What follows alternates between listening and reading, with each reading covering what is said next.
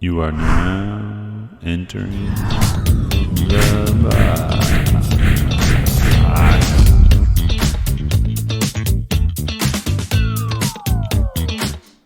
All right. Volume on the intro there. Nick with TechGuard Security. What's up, brother? Not much, man. It's a beautiful Friday afternoon. Welcome. I'm good. Thank you for having me. Yeah. We were just talking about, how do you pronounce it? Is it Saboro? I thought it was Sapori. Sapori, that's right. I thought. Definitely don't want to mix that up with Sabaro. Yeah, it's not. Just to clarify, it's not in the White Oaks. Yeah. No, the new pizza place over by the office. Yeah, super good. Yeah, phenomenal. I can't help anytime I eat pizza now to think of freaking Dave Portnoy's reviews and what he reviews. And I'm like, man, it's got a crispy bottom. I was like, yeah, this is pretty good. Yeah, we'll have to get him to Springfield. Yeah, no, that was super good. I was actually going to go to the office for lunch the other day. And then I saw somebody walking out down there. And I was like, oh, I'm going to go try that new pizza place. Yeah, it's good. It used to be Kiefner's. It was kind of more of like a bakery type place. That was good too, but. Yeah, I think this is definitely my wife and I's new pizza spot. We've been there a few times now. So man, this shit is delicious. And they got all that pasta and stuff in there you can buy. Yeah, that's what I've kind of recently made that leap into the craft, pasta and pasta sauce world, if you will, outside of the. Yeah.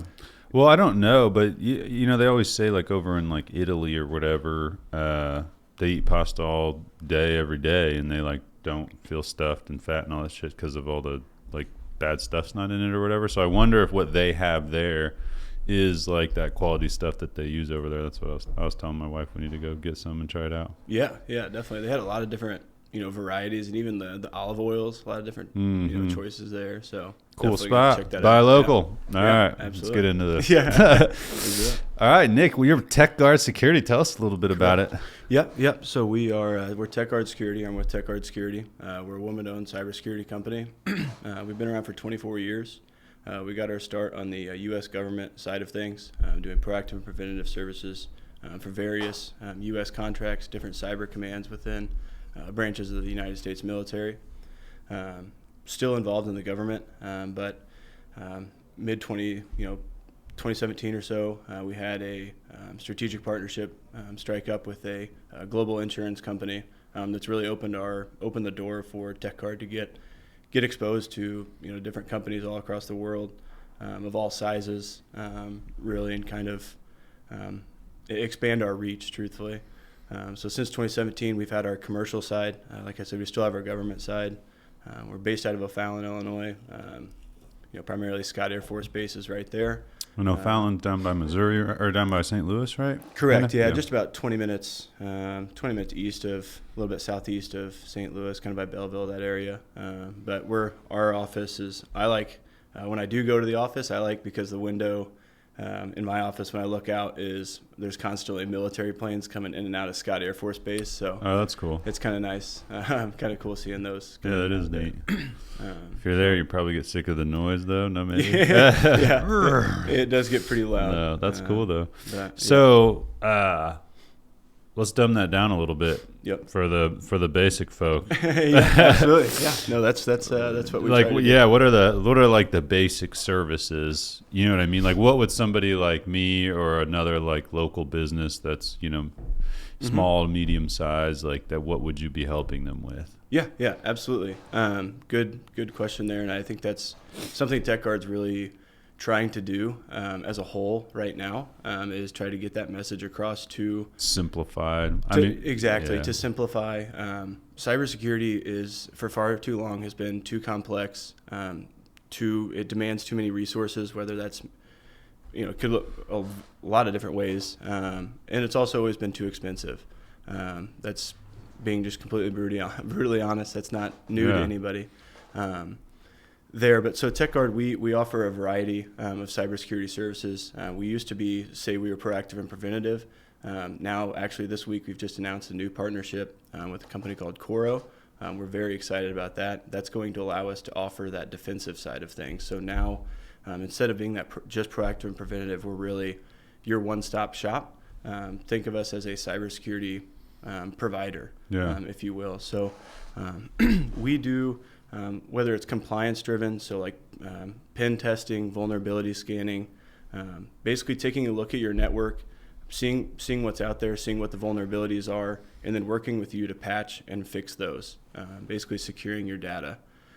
We also offer a managed service of training and phishing platform, so we can, no matter how large your organization is or what data you're working with, you should be in training your employees on how to be on what's going on right now in the real cyber landscape. So how to be, how to spot phishing emails, how to have strong passwords, social media best practices, things like that.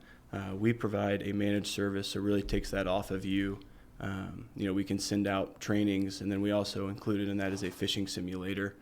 So we can send phishing emails that would replicate one that they would get in the real world. Let's tell people what a phishing email is. Yeah, absolutely. No, that's good. It's kind of like what it sounds, but you know what I mean? No, I'm all about educating, with cybersecurity. That's great.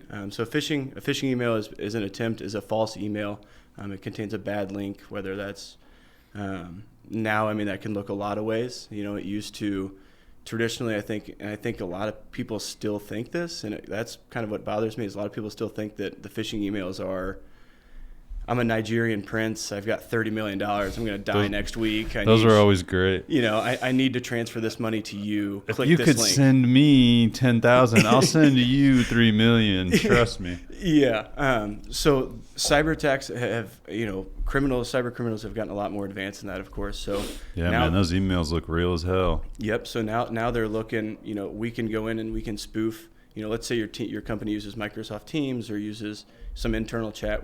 That's organizations are able to replicate those emails and make it look legit. Or somebody in your position here, if you send an email, let's say you send an email to somebody, one of your video editors out there, and say, hey, I need, something's come up, I can't get there. I need you to go and buy this, whatever $500 gift card, whatever that may look like. Yeah, they're probably going to trust that because it's you're their boss, but they should still be looking to make sure that the email is legit, that the request is valid. Does it make sense? If they have any questions, they should not respond to the email. They should call you or text you in a way that they already have your contact information. Yeah. That way. Yeah, I'd like to think of phishing email as it's a bad guy fishing for a sucker. Yeah, Just throwing it out there and trying to reel one in. Exactly, and there's a lot of layers of phishing when you really dive into it. There's what's called spear phishing, which is more of a targeted approach. So that I'm actually going to do, I'm going to go after the CEO or somebody who's going to have all the credentials, have access to everything, versus just kind of spraying and praying. I'm actually going to hone in and try to go after one person. Yeah. There's what's now called vishing, which is voice calling. So you got the virtual ishing, if you will, there. Dude, I had a call the other day. It was crazy. It was, it popped. So I have a Citibank credit card. I got a call. It said on the caller ID Citibank. And they're like, hey, are you trying to use your card? A foreign accent. Are you trying to use your card? No, I'm not. You know what I mean? It's that whole process like they would normally do. It looked official, sounded official.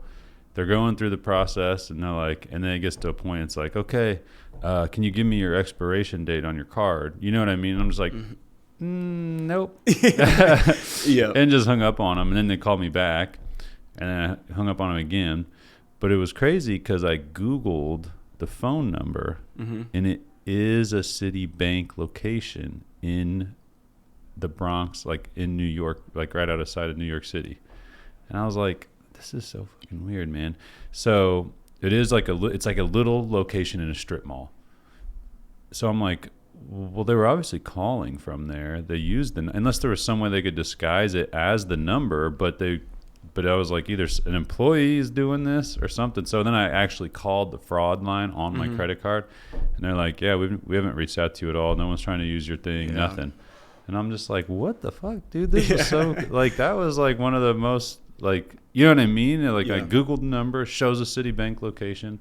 Like, to me, it seemed like an inside job, but I don't know what the capabilities are out there. If someone could, like, make it look like a phone number, you know? Yeah. So that would fall under the lines of a man-in-the-middle attack. So essentially, they're just kind of spoofing that information. They're able to replicate.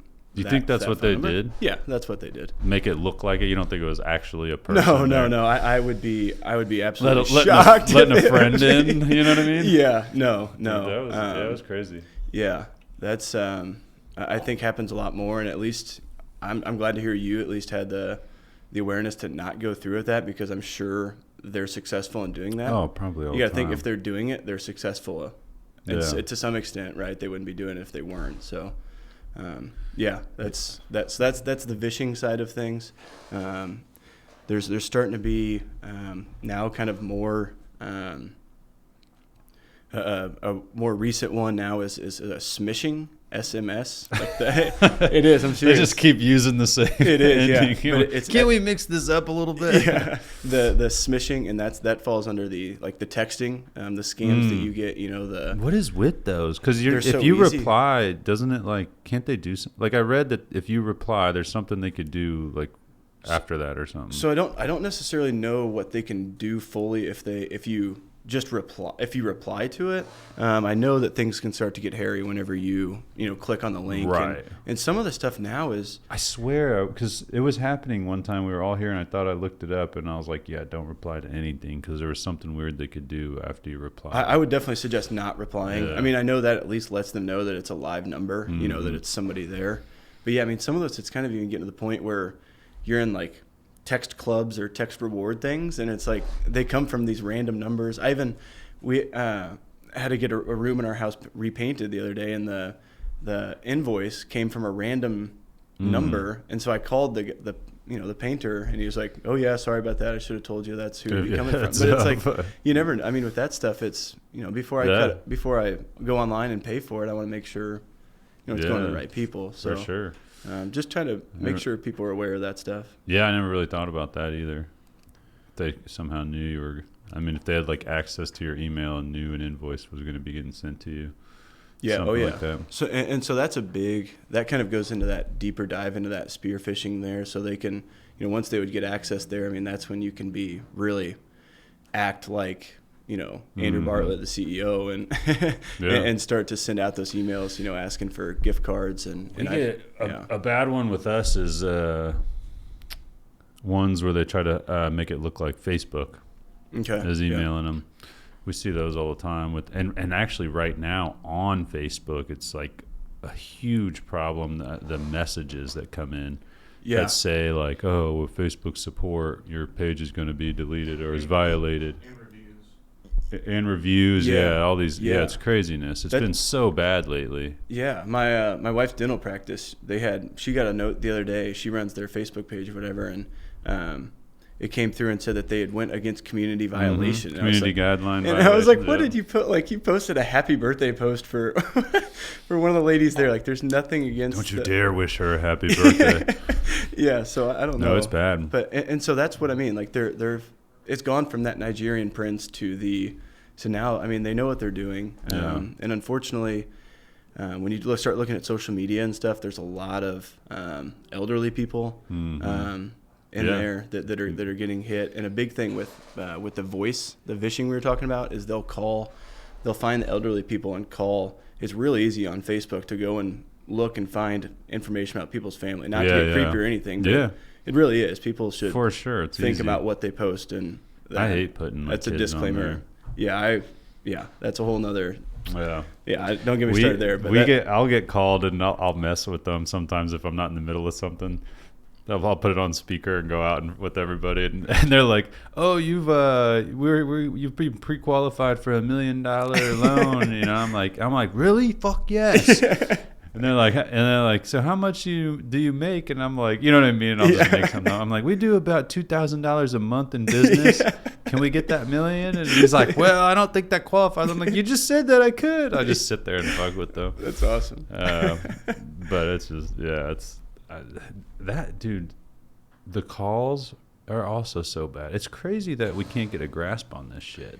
It's just the technology is constantly advancing, and as many people are fighting the good fight, there's there's that many people, if not more, fighting, the bad fight. And I think what it comes down to is so many spam calls. What's so international too. I mean, it's not even really people here in the United States necessarily.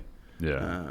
But yeah, sitting in a farm with 10,000 phones. Oh, I mean, it seriously is. I mean, they legitimately. I mean, it's seriously warehouses just of desks with phones, and it's people just calling and calling. So crazy. So, have you seen any of the? I was watching a special. God, who was the guy? He was one of the early internet scammers, and he had gotten out of jail, and I think he was helping the FBI or helping somebody. But he was in the special. He's talking about all the scams he used to run. And it was super interesting to hear how he did it and what he would do, and it was look that up real quick. Search it. It was on Netflix, I'm pretty sure. But check that out. I do know a lot of guys. I mean, I'm not by no means am I promoting hacking or anything like that, but that is. I mean, some of those what you see in the movies, where the bad guys get caught and then the government does offer them jobs is just come help us. I mean, I think to some extent that's obviously you've got to be really good at what you're doing. But, well, that's these big companies will host those hackathons. Yeah. You know what I mean, and give rewards to people that figure out how to break in or whatever that may be. Yeah, that's a big thing. The hackathons and.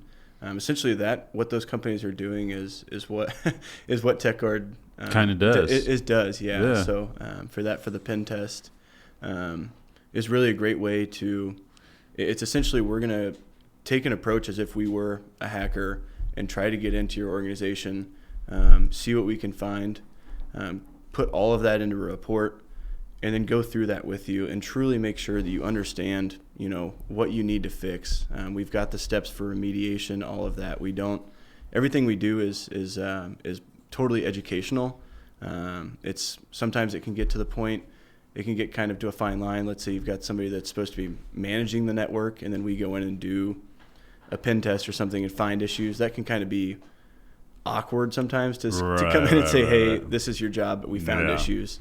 We run into that same thing. Yeah, everything's educational. People have someone that manages their website, and then we're like, there's some problems here. Yeah. This just happened not that long ago. We were doing a sales call, and they wanted us to just update their website, and I'm like, your website needs overhauled. You know what I mean? And I'm just straightforward because I don't want to do marketing for a company and then them not get the results they expect because their website over here is failing them essentially. Exactly. So it was a tough call to try to balance and walk that line, because this one guy I could tell you're trying to talk to him and explain where you're coming from, but he's built this whole thing, but he's did it 20 years ago or whatever, 10 years ago, and it's things change fast, man. So, especially in the tech space, and I mean it's really just that's one thing I like about the cyberspace and the tech space, just from a personal level. It's just it's always new. There's always new attacks coming out, if you will. There's it's constantly different methods and challenges to overcome. Exactly. And it's just look at the. Just 10 years ago, the phishing emails were brutal, like we were talking. And now look at how complex they're getting. Now it's even getting to the point of deep fakes. That's a whole nother level of scariness. With deep fake. Yeah, that shit's crazy too. There was a company in Hong Kong. The guy transferred equivalent of US dollars, $25 million out of the company's accounts, 15 transactions, totaling $25 million sent out because he was on a Teams call that was not actually the CFO, transferred it out.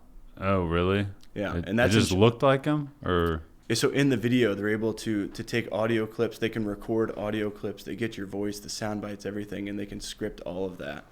And they're like, I'm going to need you to transfer this money. You think there'd have to be some steps to transfer that much money? Jesus. And so that's one thing, that another thing TechGuard works with is policies and procedures, that type of thing, safeguarding that type of material, making sure there are steps in place to prevent that, right? I don't think anybody should be able to have that power there should at least be multiple people have to sign signing off. Yeah. Yeah. Yeah, that's crazy. So Couldn't find that then?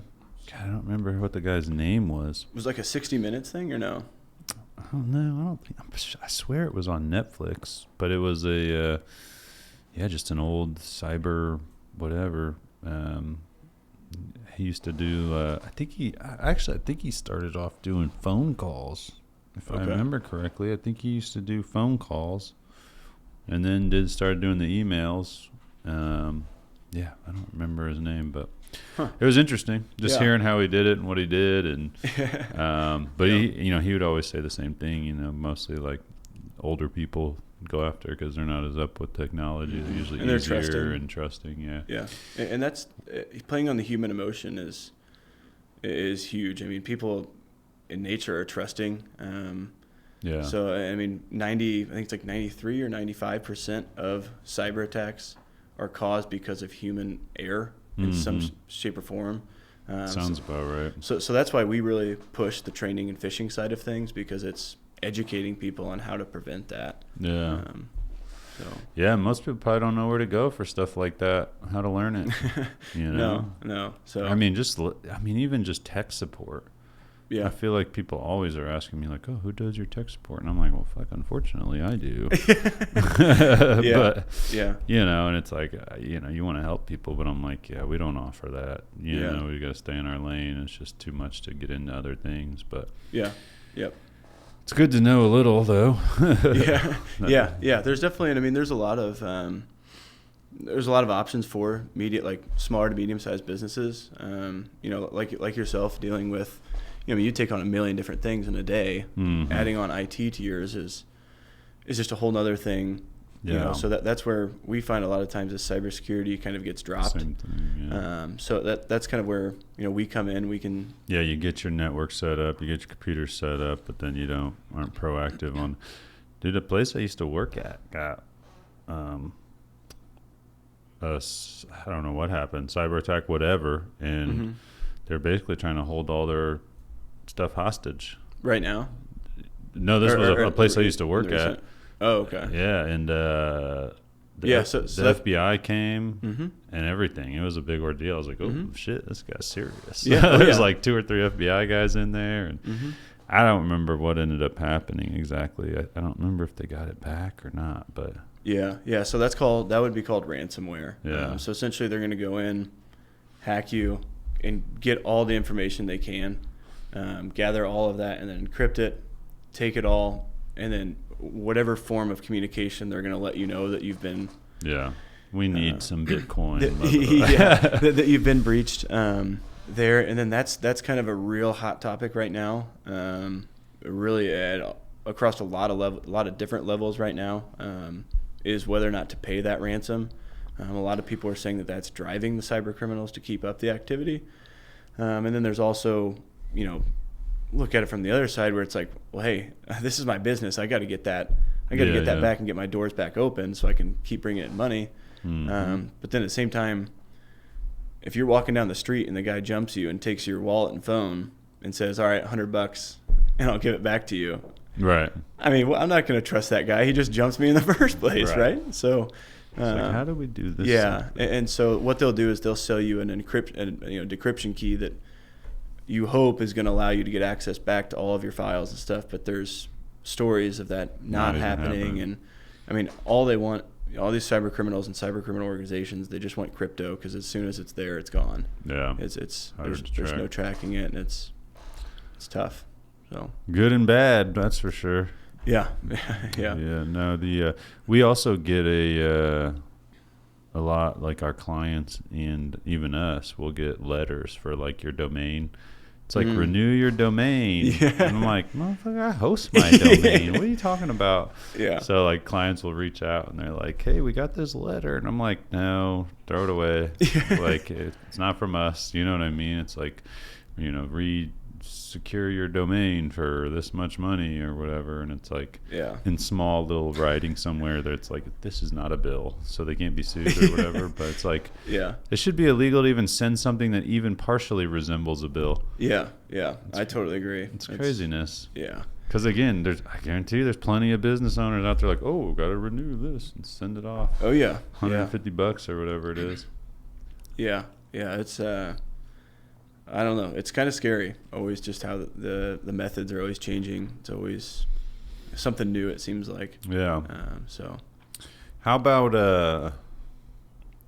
like AI? How is that like affecting your guys' business? Is there anything that's making it better or harder? Yeah. So it's as with anything, there's good uses and there's bad uses. There's we're using it in the new partnership. We've got Coro, which is the modular cybersecurity. Really excited about that. We can dive into that later. But so that's using AI and machine learning. AI's been around for a long time. I think is kind of a big misconception right now. Yeah. I think everybody a lot of people think everybody's freaking out about AI like, right now your because of ChatGPT. I feel like they try to call everything AI. Yeah, it's like, your computer does something. I'm like, the computer's supposed to do that. Why is it AI now? Yeah, exactly. Why are we glorifying Clippy, right? Yeah. So it's got its pros and cons like anything. It's got its good uses and bad uses. On the bad side of things, cyber criminals can use it too. So when instead of getting those broken English text messages, you're getting good English, properly formed sentences, things like that.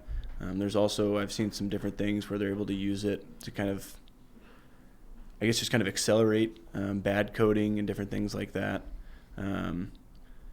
I think with the good side of things, though, also there's also a lot of good AI learning and simplifying, and I think a lot of people with AI think it's taking jobs. I think it's, maybe there might be a few jobs that are not, I wouldn't say replaced, but I do think there's going to be a lot of assistance from AI just in terms of efficiency in companies. And a business owner, efficiency is that's what you like to hear, right? So it's one of those things where it's like, it probably is taking some jobs, but more so I would think the way it's mostly taking jobs is by allowing an individual to do more in a given set of time, and therefore not having to have, it probably saves, one person might be able to be doing the work of two people if it's if it's helping them be that more efficient, depending on what the application use is. It's interesting. It's a weird thing that came out fast. I feel like it just came out. Obviously they've been working on it for a long time, but it was never a hot topic until just like all of a sudden it's like, oh, ChatGPT, and all of a sudden everything's fucking AI. Yeah, there's so many. I know with like ChatGPT, like there's I see a lot of people. And I think it's so easy to tell when somebody puts something in a ChatGPT and it's created. I think it's just easy to tell. People don't talk like that. I don't think you're ever gonna be able to replicate human emotion, human connection. I think that's always, not to get like Star Trek on you, right. but it's always gonna be. I think there's always gonna have to be that human connection. But it's interesting. I know I always put like if I'm right, but if you tell, it's kind of crazy. Have you ever done it and like been like, create a joke in the style of like a comedian or something, and it will kind of make it, you know what I mean, in that style. Same with like artwork, if I've you seen go those, the pictures and if you stuff go are say wild. like create an artwork in the style of Andy Warhol, you know what I mean. It's kind of interesting. So I don't know where that goes as far as mimicking styles. That's like, I feel like part of the reason I haven't really followed it all that much, but with the writer's strike and everything. Oh yeah. All of that. They were freaking out over that stuff. Yeah. There was the Lincoln Museum hosted a thing where they had a few Lincoln historians there on a panel, and the guy was typing the questions into ChatGPT and had the historians reviewing the questions, and sometimes it was correct. That's interesting. There's always like different. Were you watching? You were there? You were watching? Yeah. It was really cool. It was really interesting. But there was definitely, for example, one thing was they asked him, what was Abraham Lincoln doing? It I forget the date that he died, April 19th or something around there. But it was like, what was Abraham Lincoln doing 5 days after that? And ChatGPT said that he was carrying out his presidential duty in Washington, D.C. Well, we know he wasn't doing that. So it's just things like that. There's also a lot of like human interpretation. For example, the one question they asked, they opened it up to the crowd. They asked historical questions and things like that, factual things. Sometimes it would, because it's just pulling sources from online. Right. They would ask, was Abraham Lincoln, how close was he with this person, or was he friends with this person? And sometimes it would kind of provide iffy answers. Yeah. I think one thing that was interesting was, and it, like I said, with the human approach and everything like that, was they were asking kind of how that looks for historians in the future, right? I mean, historians are doing so much research. Well, just people. Yeah. I mean, you think about everything is mostly digital nowadays, and that can all be changed at any time. Yeah. You know what I mean? Exactly. Who wants to rewrite? It's history. Yeah. You know what I mean? They could rewrite whatever they want. It's like in school. They're like taking books out of school. You know what I mean? And doing different things. And it's kind of a scary thing where they can just, take away history or change it to what they want, or make it seem. You know what I mean? Like, yeah. I don't even have a good example, but there's like plenty of people in our history that have done some bad things, but a lot of good things, and should still be recognized for those good things because they've changed the way we live or our history or whatever. But then they like change all the focus to these like one or two bad things and want to tear down statues and do this or that. And it's like, it's still our history. Like that's, maybe those bad, like slavery, like terrible thing. Nobody should ever have been slaves, but at the time it was a normal thing. You know what I mean? So it's like, I don't know. It's just weird, to think, try to think, put yourself in their shoes, and like, it's weird. But as far as today, like just being able to rewrite that, and not know the difference, and kids in the future not know, and exactly. It's a weird way change things. Well, and I mean, how many kids are using it? How many kids are using ChatGPT for papers, for writing papers? And one thing from a security perspective is, think about like if you're a bank or something like that, and you're, assessing a customer and they're running their finances, people will put that in a ChatGPT. Well, those numbers are going that's going somewhere. Data, what you're entering. Stored somewhere, So you got to be careful of what your, sensitive information you're putting in there, because to some extent that's being stored somewhere. Yeah, I know, that's creepy. So yeah. I mean, how is same with AI and same with Google? Same with you have Google Docs. Yep. And Google, you know what I mean, and your notes on your phone. It's all freaking out there. It's it's all secure, but AI in our business, I don't know. It's interesting. I kind of use it as, I'm a big like bounce ideas off people guy. Like I like to talk about something, to hear what somebody says, or to try to hear like an opposing opinion, or because I like to think things through as much as possible to make sure I'm either making the right decision or have thought of everything. I'd probably overthink on stuff. So a lot of times I'll utilize it as like back and forth. Like I'll say something and it'll like give me a, like a breakdown of it. And then I'll be like, you know what I mean? And just kind of hone through things and get thoughts from it. Then I can then kind of think through myself and change or whatever that may be. Past that, we have plenty of clients that do things that obviously we're not experts in. You know what I mean? We're not experts in a lot of different industries, and it would take years to become experts in those. So utilizing it for help in post copy or blog posts or stuff like that is very interesting and helpful. Because before we might have to go research a bunch of stuff, and and now you can kind of run it through there a little bit, and it's gonna, it's probably not always perfect, obviously, but we at least have a base to then get it, make some changes to and get approved by the client, on whatever that may be. Yeah. The other thing that's kind of interesting is, sometimes when doing design work, I don't know if my team does this at all, but I know myself, if say someone wants to do a logo design, and I'm trying to think it through, and what that looks like. Anytime we're doing marketing for a client or a design or anything like that, I always want to see like, well, what are competitors doing? Let's compare to what competitors are doing here or here, and how can we either do that better or do something completely different because they're doing it wrong. Well, with design, it's kind of the same thing. Like, okay, you want a logo for a tech, a cybersecurity. Well, maybe you go search for like cybersecurity logo. And just see what some people's logos look like. Like, what are they doing? What are they doing? Does this seem right? Does that seem right? And a lot of times I'll, get inspiration from other people's artwork, essentially. Yeah.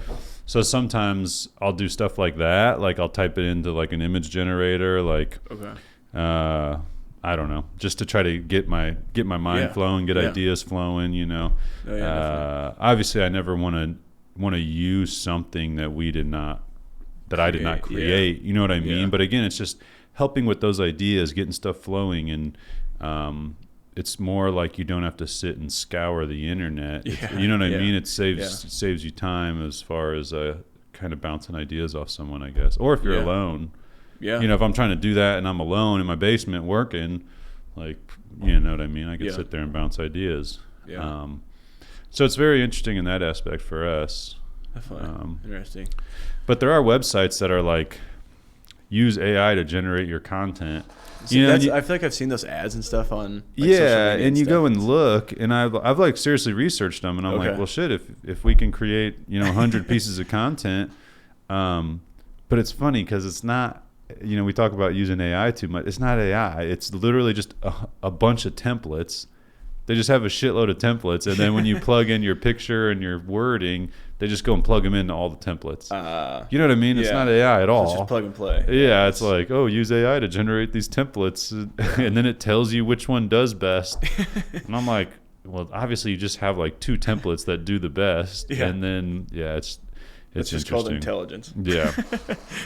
So but I mean, you definitely got to keep your finger on the pulse. Pay attention to what the hell's happening with it, because things are changing quick. Yeah. I mean, I forget. I think it was like a Joe Rogan podcast or something where he's interviewing Elon Musk, and Elon was saying that he had tried to meet with Obama a while ago and tell him, talk about just to contain it and put the laws and stuff in place. Before. I mean, look at now at social media and everything that's totally changed. Since we were growing up, I mean, it's crazy how much, just how involved everybody's life is everywhere now. Yeah, it's tough, man.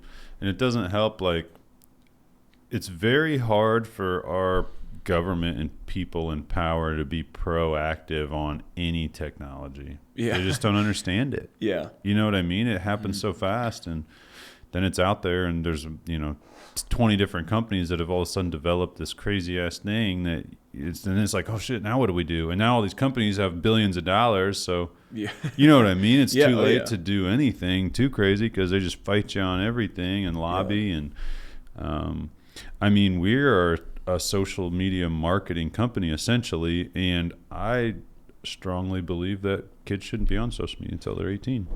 Yeah. I mean, that's a bad thing for my business, because if you have something you're trying to sell young kids, you want to target them. But I just, for the pure good of humanity and kids' mental stability and school and the bullying and all that stuff, I just don't think that they should be on social media until they're out of school. Yeah. I mean, even just like the mental health of it. I mean, yeah, that's what I mean. It's insane. Just it went from, think about like being, I used to be, not saying I would be, just saying, you used to be the best, football player in your school, that's all you knew because that's who you played against, right? But now you're getting compared against, everybody and everything. Yeah. It's Looks and everything. The looks, what car you driving, who you hanging out with, where you going to dinner, who where are you vacationing. Everything is just So I totally agree with you on highlight that. reel. Exactly. And that's people don't. I mean, people only post the cute pictures of their babies. They don't post the the video or the videos of the kid crying for all that stuff. Yeah. What was that movie a while back? That special, social. What was that? It was on Netflix. Social Dilemma. Yeah. Social Dilemma. You ever see that? Oh, the one where where it deep dove into like Facebook. Yeah, and all that. You ever see it? That was crazy. Yeah. Super crazy. And it interviewed all those kids that are like, your popularity is basically based off of how many likes you get. And I was like, whoa, that's nuts. And just to hear it from, the horse's mouth, essentially, the kid's mouth. But also, like, they would say, like, if you post something, and it doesn't get 100 likes in 30 minutes, you take it down immediately. You know what I mean? It's like, holy shit, they're monitoring that closely. It's like, what are we doing here, guys? Yeah. I mean, I feel like it's really insane. It's kind of sad. I mean, just go, I don't have kids, but you go in public or anything, and it's, kids are either filming TikTok dances or or whatever. It's just and it's so tough because, like, obviously I think about, like, my business, and I don't really want my kids to be on social media until they're older. And will that happen? I don't know. I'll fight that battle when it gets there. But but then you have, like, same with technology in general. Like, my kids pretty much never play on iPads or phones. Very rarely, a little bit. Steve Jobs never even let his kids on an iPad or iPhone. Yep. He didn't even let them use them. But, then you're like, am I doing a disservice to my children? You know what I mean? For what they could learn, and are they going to be behind other people? I don't know the answer to that. I feel like it's pretty quick to pick up, but especially, if they start, even if they waited till they were 18, you're still learning fast at that age. So, I don't know. Yeah. Well, I think there's good use and bad use, like we were talking earlier. For sure. I think it's using it for school purposes, typing papers, research, things like that is great. I just think it really comes down to the social media and the just the social media. I mean, I think kids should be making friends in person. Playing sports, playing outside. And the argument is too, though, like, if you're helping, I don't know, if you're, like, as a parent, if you're helping your kid be confident and that stuff like that, like, does it matter? I don't know. Is it not as much social media's fault, but more like how the parents are letting them use it, or the balance there, or whatever. Yeah. Like, I always had this idea that, my kids, if they were going to spend like an hour on whatever, YouTube or a phone or something when they're older, that they had to spend 2 hours creating. You know what I mean? It's kind of weird. Like, sometimes I think about life, and you're either the observer or the creator. Yeah. Like, are you just going to sit there and watch the stuff, or are you going to go create and get it? Like, and do it. Yeah. It's kind of like, like, I don't know. It's just, I've kind of always thought about things a little bit like that, Yeah. I mean, I know for, like, me, at least growing up, it was, the equivalent was, that was like right when PlayStation 1, was coming out. So playing video games, I mean, I remember you play 30 minutes and it was like, all right, go outside and shoot some hoops, or go outside and throw the baseball, or go outside and do something. So I think that's just the balance, I think, is important. And like you said, I mean, you don't want your kid to be at a disadvantage. Right. That's obviously, nobody wants that. No. But then I think another thing too to be aware of is just security of your kids and what they're doing. Oh my God. Yeah. I mean, you talk about, for sure. Especially with all the trafficking and shit that goes on, and kids getting tricked into sending like nude photos and romance scams are. I mean, it's interesting. The romance scams have. It's the older generation still is a heavy target, but it's kind of seems like it's almost not missed art. You know, the middle-aged generation, whatever, but. It's definitely now the younger kids. You're seeing a lot of kids being, unfortunately exploited and stuff, and so it's or just other kids. Yeah. Send me a naked picture. You know what I mean? And all of a sudden, some boy has a naked picture of your daughter, and he's fucking sharing it with the whole school. Yeah, there's a lot of like that. Could you imagine? Like if you were a girl, and like nowadays, with like. Just be bonkers. Yeah, I remember. I feel bad for the kids. Oh my God. Nowadays, really think about what they're just the pressure almost. I don't know. I mean, every day you're seeing the kids you're going to school with. They're posting, "Oh, this weekend I was in Chicago, shopping on Michigan Avenue. Here's my new." Whatever brand thing, and then it's like, okay, well, that I returned a little bit later. and then I took the picture of and put back on the rack. It's I don't know. It's a fine line. I just hope parents understand what their kids are, doing or have it even though like I think some people think that this video game is rated E, let's say, or something. It's a kid's game. Mm-hmm. That doesn't mean that the communication and conversation on that game, from the external sources being online is going to be E-rated. So just being aware of what your kids are doing. I always loved the game Tomb Raider as a kid. And have you seen the preview for the new Tomb Raider game? It is ridiculous. Really? Dude, she is basically naked. Like, it is crazy. Ridiculous. Yeah. I mean, it got pretty bad near the end, but it is crazy what it looks like. When's that supposed to come out? I don't know. I always loved that game just because it was fun. You know what I mean? You were like a chick with two double guns. You know what I mean? And it was always cool. And she was always hot, but like it wasn't like she wasn't like naked running around. Like it's crazy looking what it looks like now. I was like, oh my God. Yeah. Basically in underwear and like a ripped top. But but exactly. In TV shows and yeah. It's how about like, do you guys do anything with like home, individual, or just businesses? Yeah, so we're just business to business. Okay, that's what I thought. Yeah, we just do business to business.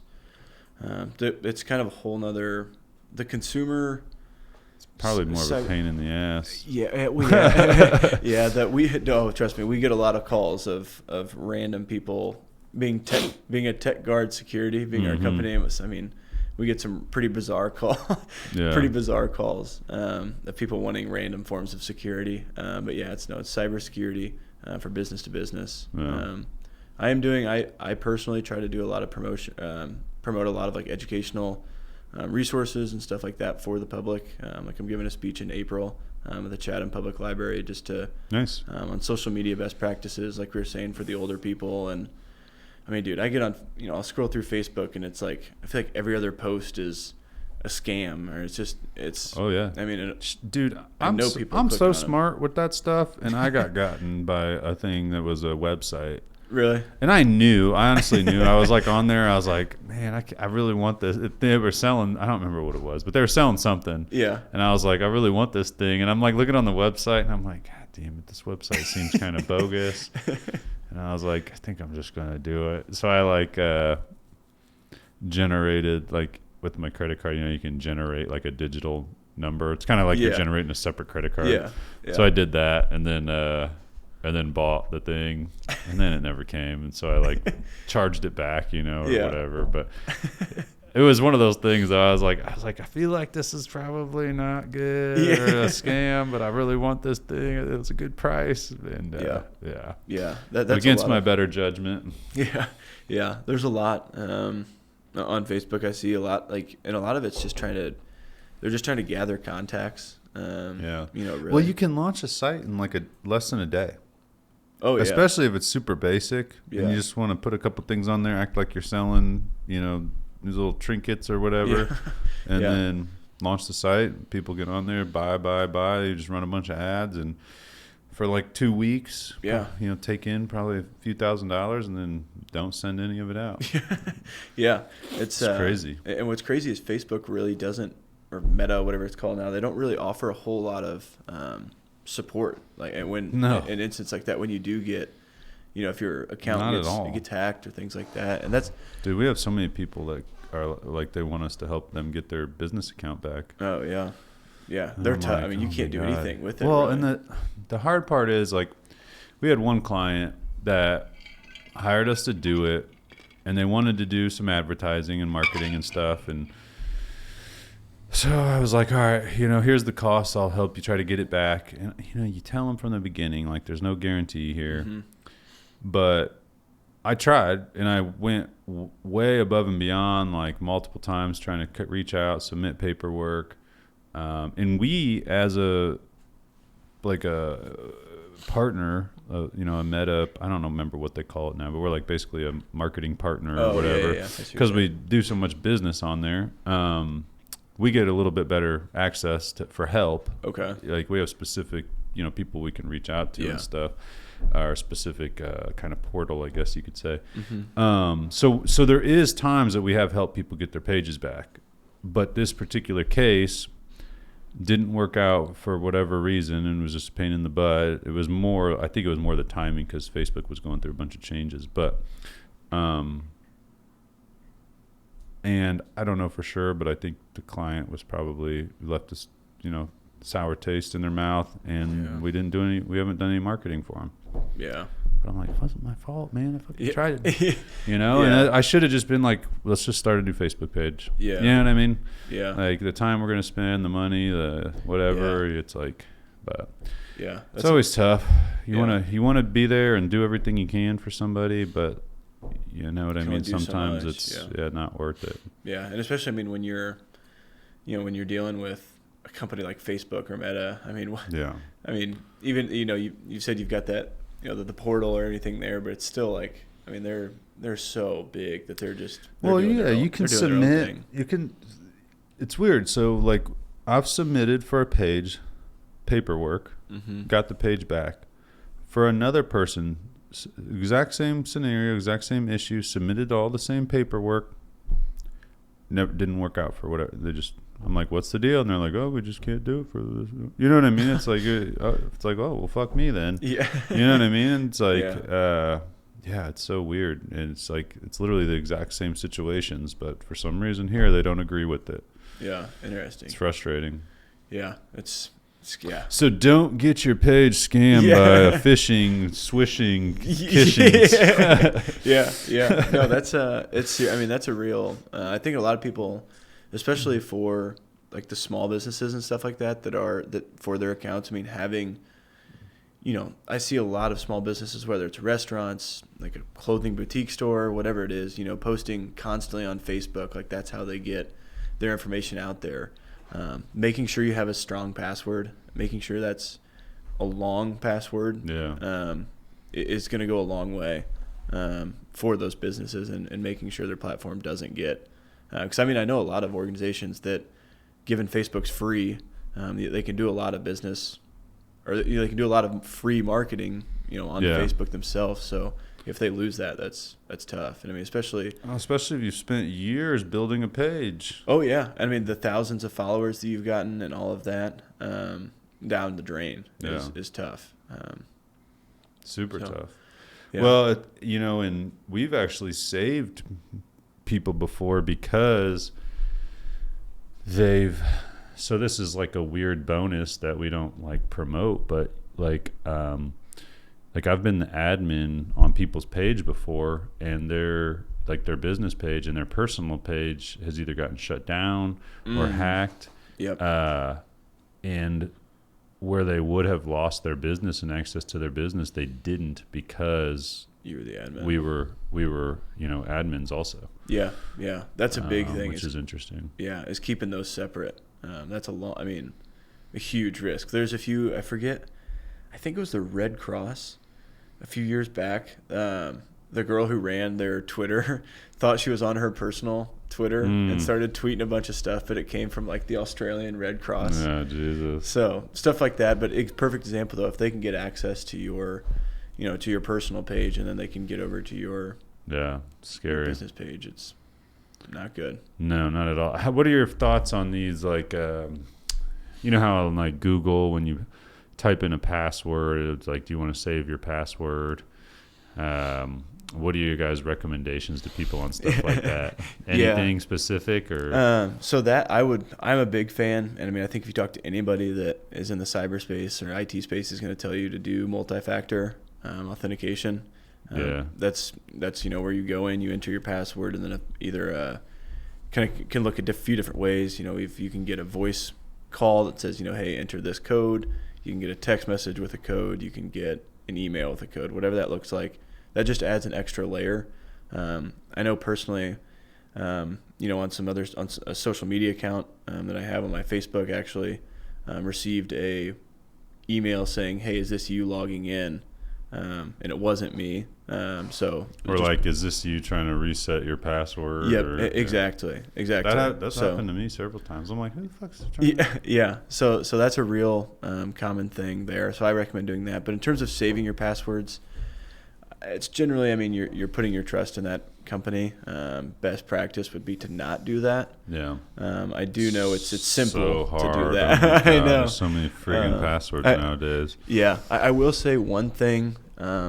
This is probably going to go against the grain a little bit for what a cybersecurity professional would say, but in all reality, if you think about your passwords and all of that, a lot of people, they get too complex for people to remember. You forget what you did there. Mm-hmm. Think about it realistically.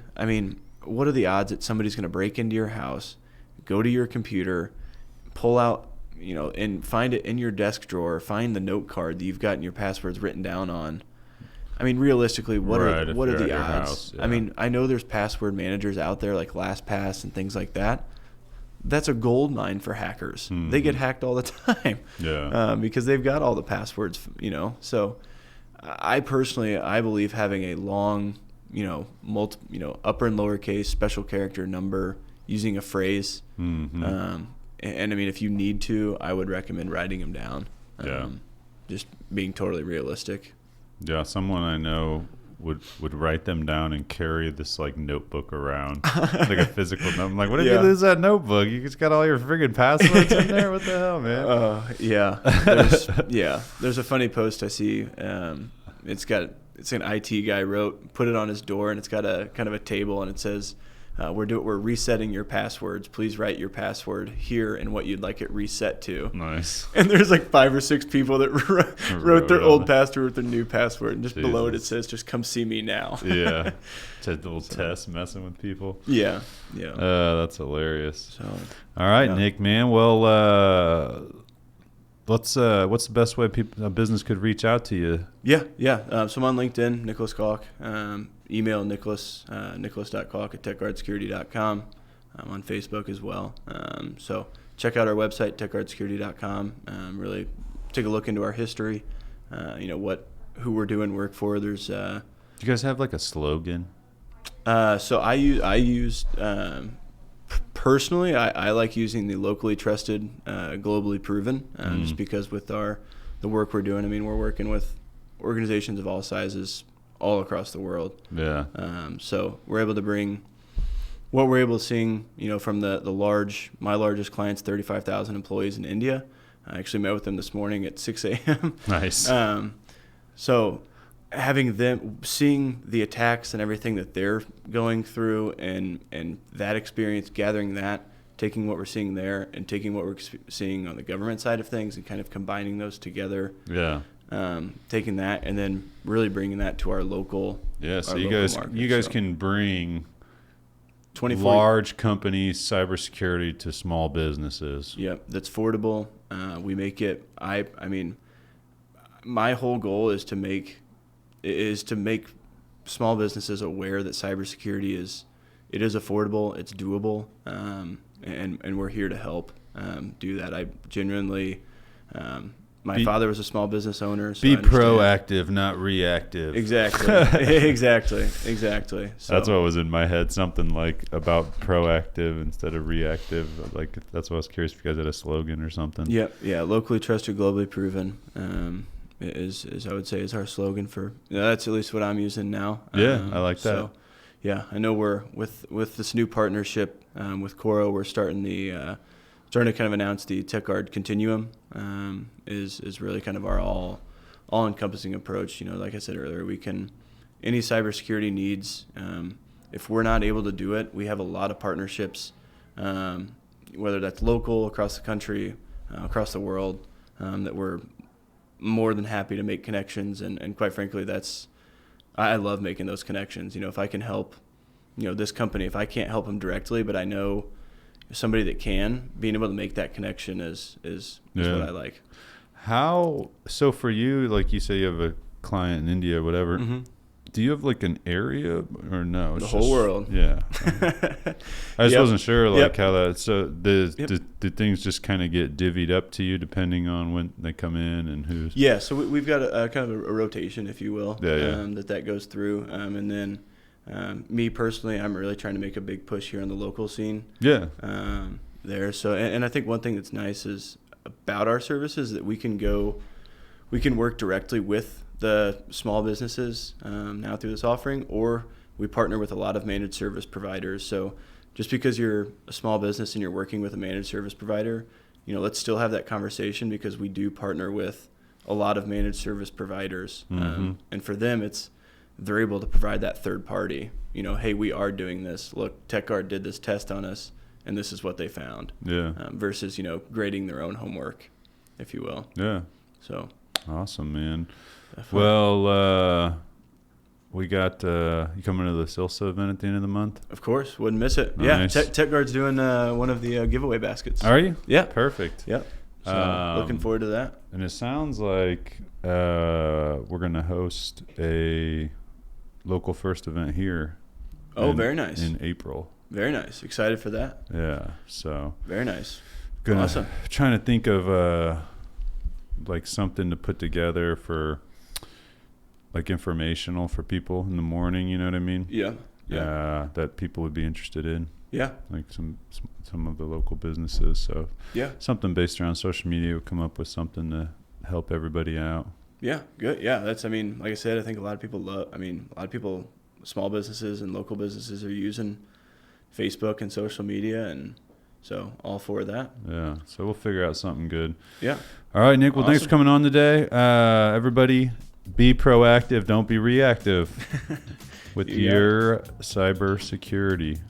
You got it. I'd be interested to hear if anybody has made it to this point. Drop below some of your nightmare stories. Let's hear them. I could talk for of days cybersecurity nightmare stories. Yeah. Let's prevent those. Yeah. All right, man. Well, thanks for coming on. All right. Thanks, guys. Appreciate it. Yep.